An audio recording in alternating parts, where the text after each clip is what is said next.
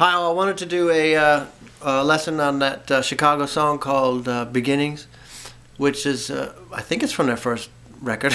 It's one of the early ones anyway. And I was going to do it as a play-along demo, but YouTube rejected it for copyright. So we'll just do it as a lesson instead.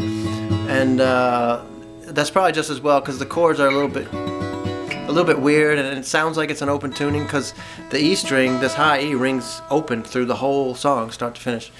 So it sounds like it's an open tuning, but it's not. And here's how you do it. You start with this this little thing in the intro.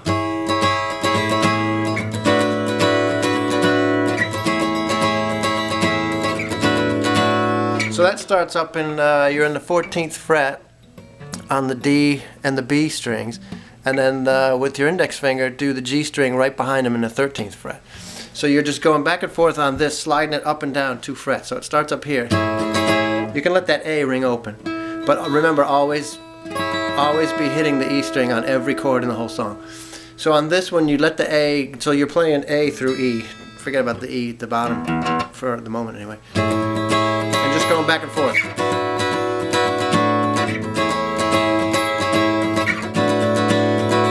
Does that through the whole intro, which is, I don't know how many bars, but it's through the whole intro. Then when he comes in with his vocal, it's another version of an A chord. So really it's this A, but you're only doing part of it, so you're doing this much of it. So that's what's that, 12, 11, 10. In the 9th fret you're on the G string, and the 10th fret you're on the B, and in the 11th fret you're on the D string. So that's the whoa when I'm with you. I can't sing, but it starts when I'm with you. So he's doing this A thing, and then it goes to, this is really D, but you're not covering the E string. So it's the same as if you barred a D all the way up here at the 10th, except you're only playing part of it. So get rid of all of those bass strings up there and just do these 3. So it's almost like you take an F, bring it all the way up to D, let the E string ring open. So, and again, the A should be ringing open for this part. So you're doing when I'm with you. I don't even know the words. Through that. And then when it goes to the change, which is the same chord you just did here, the D, except it's down to C, all over my body. And when you get down to this part with the C and the G that I'll show you in a second, don't let that A ring open anymore. So you're kind of muting it as you reach over with your thumb, or at least I do anyway. But however you choose to, you could even strum it without picking that A string, but I kind of mute it just so I can give it a full, and not really worry too much about hitting that string. So you're done with doing this. And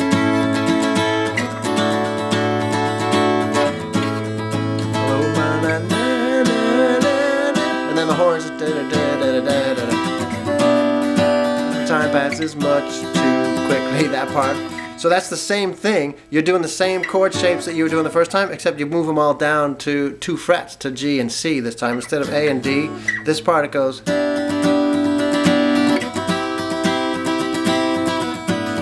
I wish I could sing it to you. This is that part.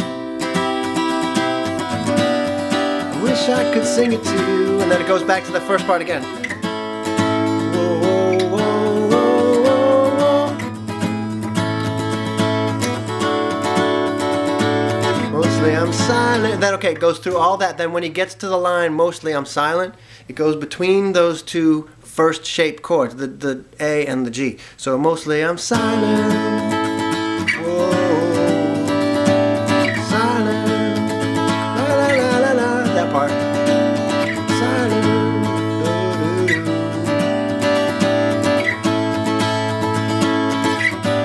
and then it's back into another verse. Whoa, whoa, whoa, whoa, whoa, whoa. All through that whole thing again. And the only time it's different is at the very end, when it's doing the mostly silent. It goes through, I don't know how many of these, but when you're playing along with it, you'll know. And then this.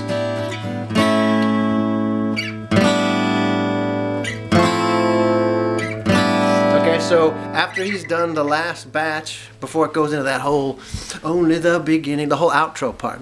This is how you get into that outro part. So it's mostly I'm silent between these two.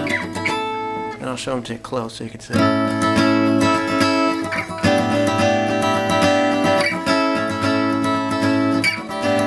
And then the next chord where it goes to the break is, which is an A with the E string ringing open, as if you were barring an A at the 5th fret, right?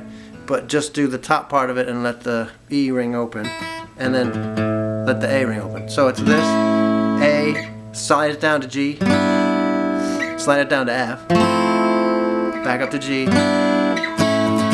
only the beginning, only the beginning. And it repeats that forever and ever till it gets to that percussion thing at the end. But that's the whole song. That's every chord in it, and you really kind of play along with it. But it's a neat strumming thing, and you get the strum.